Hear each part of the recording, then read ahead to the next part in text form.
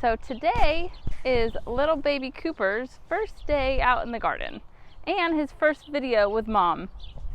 I decided to come out to the garden just to collect eggs and harvest a few veggies and mostly just get out of the house for a few minutes. And I thought I would just hoe a few weeds because it was making me crazy. And I realized that gardening is definitely not impossible with a newborn. He was wide awake when we came out here, and as soon as I started hoeing the weeds, I heard little baby Cooper snoring, and it had put him to sleep.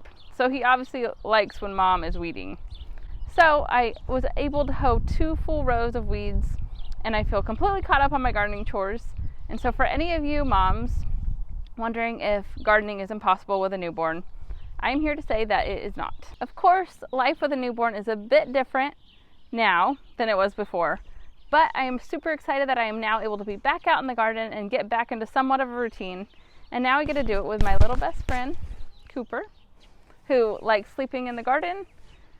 And so for any of you moms who needed a little bit of encouragement on how to get back into your routine of gardening, or even if it was possible at all, I hope this was encouraging, because I definitely found out for myself that it is. And the more I'm out here, the more I'm realizing that life with a baby is not so hard. You just have to find your groove.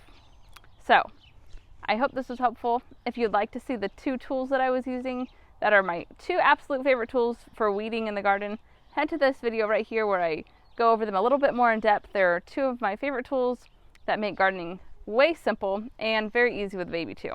So I will see you there.